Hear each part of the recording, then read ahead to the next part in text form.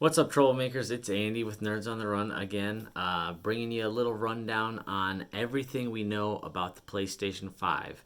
Now, I will preface this by saying I'm going to go a little bit into tech specs. I'm not the most technologically literate person, so I'll save some of that stuff for those of you that really care about that, and maybe you could enlighten us a little bit more in the comments below. Anything that I do report is I'm not reporting on any leaks. I'm reporting only confirmed details that we know about the PlayStation 5. I am going to try to make it clear when anything is either based on rumor or speculation, either on my part or the part of others. That said, there is not going to be any unconfirmed information in here outside of those two exceptions. So, with that in mind, the sources that I had available to me come mostly from Wired. They have some nice exclusives going on with some of this information that's rolling out from Sony. Tech Radar, most of their stuff actually sounded like it had been repurposed either from the Sony updates, from the State of Play update that came out a couple weeks ago.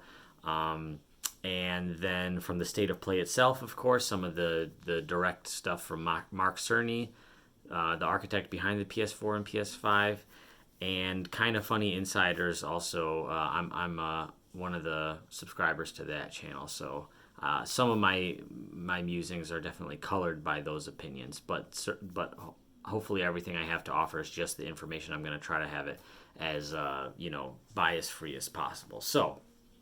But that being said, PlayStation 5, it is announced. That is no surprise. The name of it, Mark Cerny is behind it once again, as I just said. So to get into the some of the specifics, it is still going to allow physical games. There's been a lot of back and forth about whether or not next generation is going to be all digital media. Sony is saying a hard no to that. They are going to have physical media still. They're going to be using 100 gigabyte optical discs. And because of the incredible size and some of the technical specs that we're going to get into in a little bit, it does have a mandatory install.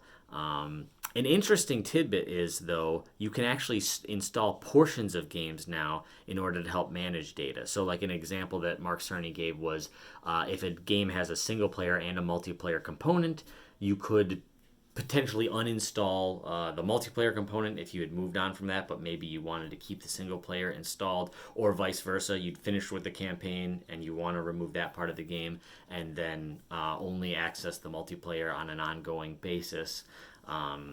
It seems like there could be more applications for that utility, but that's one of the examples that was specifically highlighted. So that is pretty interesting. Mandatory installs, no surprise, but the fact that there is some wiggle room or some data management to be had within games, not just completely uninstalling games if you wanted to access certain portions of it.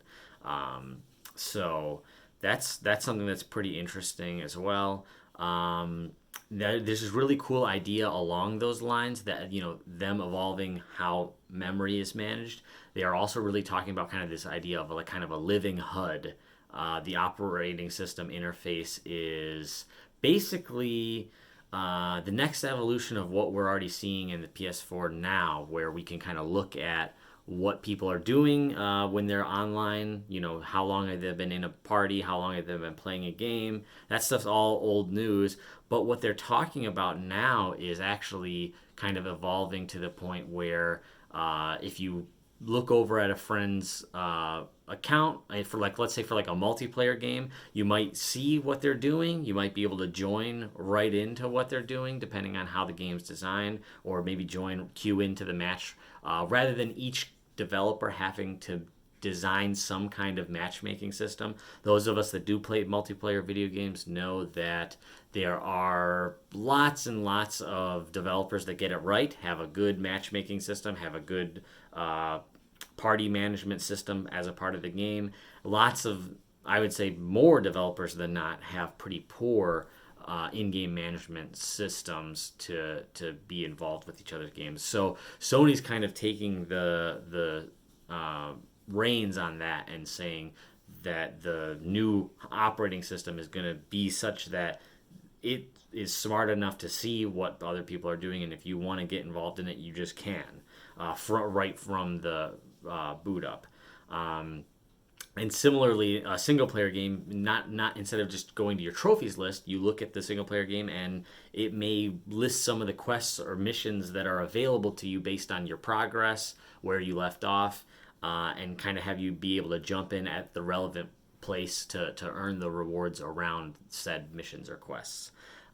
Basically, Mark Cerny's philosophy behind this redesign is, even at its slickest operation, the PS4 currently is such that you have to boot into a game, see what's going on with it. Do I want to do this? Do I want to do that? Do I want to get involved here or there? Close the, hold PS button, close application, load up a new application. Okay, what was going on there? Do I want to do this? Do I want to do that? Now, things, because the mandatory installs and the partial installs, the content that you have available from each game, whatever the new version of the XMB, they haven't gotten that specific yet, but whatever version of the cross media bar exists, just looking at the games, the information that is potentially available for you to participate in will just be there. So they didn't go farther into detail than that, but that sounds really exciting just from a streamlined standpoint. Of course, backwards compatibility is a part of the deal. PS4 and PSVR, or whatever the evolution of PSVR, are definitely confirmed backwards compatible. There is a little bit of rumor going on that older generations, all the way back to PS1, could be compatible. I haven't really bought into those rumors because they've spent a lot of time. Admittedly, it hasn't been as successful as some of the stuff Xbox has done. Or that Nintendo has done, for that matter, but they have spent a lot of time on getting PlayStation Now and some of these game services available for people. So we'll see, though. I would like for it to be backwards compatible all the way to PS1. I truthfully don't have a lot of PS1 games. I was a 64 guy back in those days. So, we'll see. But I welcome backwards compatibility for sure. So a very cool thing, though, that's new in the backwards compatibility field is that games that are cross-platform will, games that are cross-generational, so PS4 and PS5 games, will be available to be played both with PS4 and PS5 users. So that's exciting. I think that could be a good thing for the life of an online community game that comes out in that middleware sort of stage. There are so many great games that had the potential to come out at the end of a life cycle, and just because it was at the end of a life cycle, the online community sort of gets snuffed out prematurely. So unless you're Naughty Dog and you pull what they pulled with Last of Us as an example, and The Last of Us Remastered, if you're willing to port your middleware, GTA 5 did something similar. Unless you're willing to port your game fully, the online communities were really not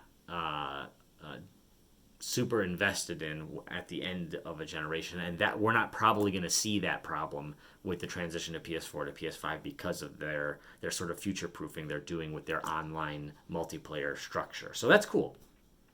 Now, it's not going to get any more specific into this yet, because who knows the next time Sony's going to resurface on exact details. Maybe at PSX, maybe sometime in spring, most likely sometime in the spring.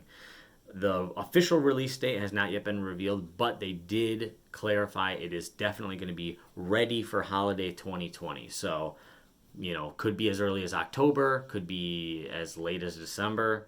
Probably won't be as late as December, but it's coming out next year, end of next year.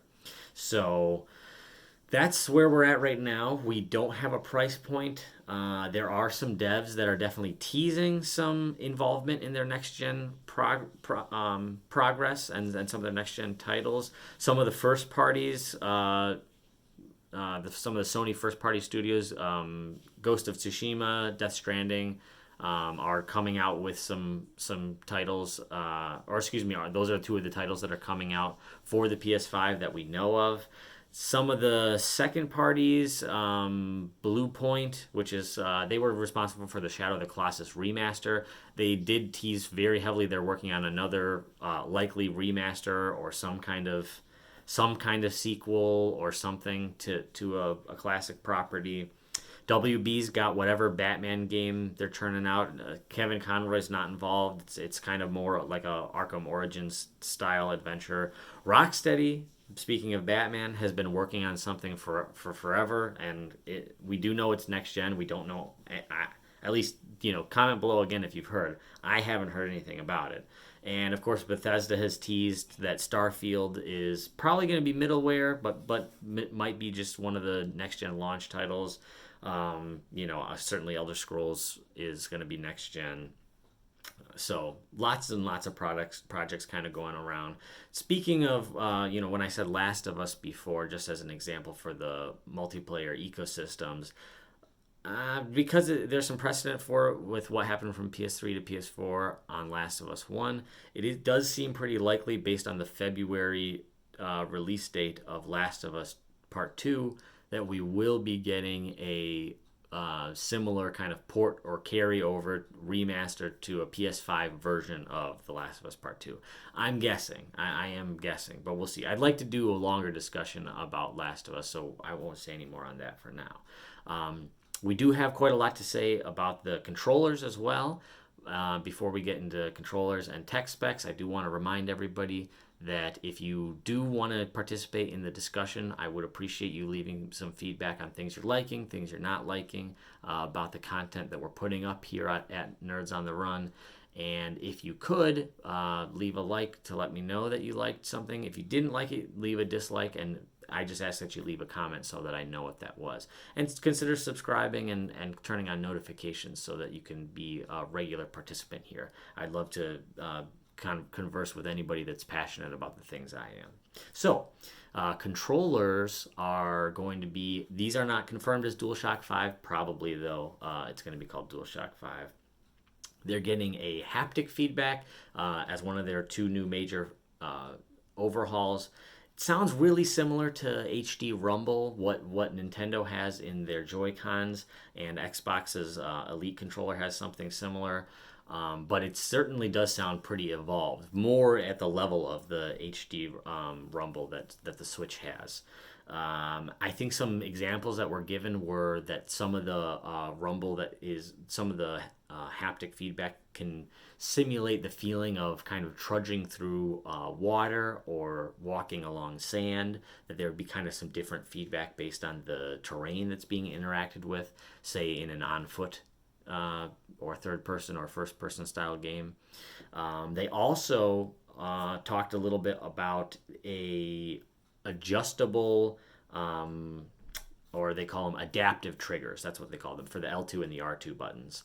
The adaptive triggers have a super interesting feature in that they are programmable by the in-game code to generate resistance, basically.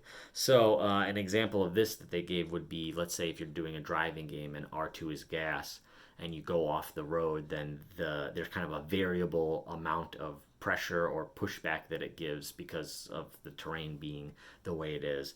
Or let's say L2 is aim in a game that you can, like let's say Last of Us Part 2, for example, that you can aim a bow, then the first maybe couple millimeters of pushing the button is incredibly easy, whereas the last couple millimeters of pushing the button is super difficult because of the high tension on the string of the bow to simulate something like that. So that's super exciting. I think something like that could be used in lots of games, and I think it has a lot more versatility than what they tried to do with the touchpad and have contextual controls and interactions with the DualShock 4. So we'll see. So just for all you tech heads out there, if you really want to hear all that stuff, the hardware is pretty impressive stuff, definitely. The stuff that I understand, at least, is it's an in-house custom 8-core AMD chipset, third-gen Ryzen architecture, which means the GPU is cherry-picked from The Radeon Navi GPU family, several chipsets in there. It's kind of an amalgamation of things that they think work the best for processing power. There's a new type of solid state drive, and that's, I think, one of the biggest changes. This is kind of some of the older news that came out back in April, but since I said I would include everything about PS5, that we're just reminding people about that. Solid state drive, super fast load times. They're saying something like 19, 20 times faster than conventional solid state drives. Installs won't take all day. It allows for hardware-based ray tracing, which is like a light rendering effect that can make things look kind of like studio quality, picture modern day Hollywood CGI, like that level of fidelity. So that's pretty cool. Some of the ray tracing that's existed in has sort of been simulated and has been called that, but Mark Cerny is saying this is kind of true hardware-based rendering of that sort of stuff going on.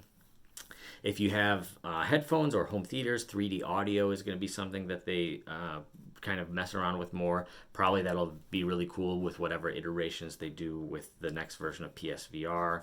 8K TV support for better textures and stuff like that, and a 4K Blu-ray reader are all present. So I think that it's definitely going to be no slouch for sure. But if you know more about some, I was going pretty heavily off my notes for that part because, again, I'm not super literate in that stuff. I just know that the solid state stuff is going to, I think, really change the way in which people are, installing their games, and the load times that people have to deal with are going to be a lot less, even with the games being pushed out a lot more at a lot more highly produced levels. So we'll see. But that's pretty much everything that we know so far. If there's any major details that I somehow overlooked, again, please feel free to comment down below, let me know. And I would appreciate if you all subscribe and follow what we're doing here on Nerds on the Run. Until next time, I've been Andy, and I'll see you soon. Bye-bye.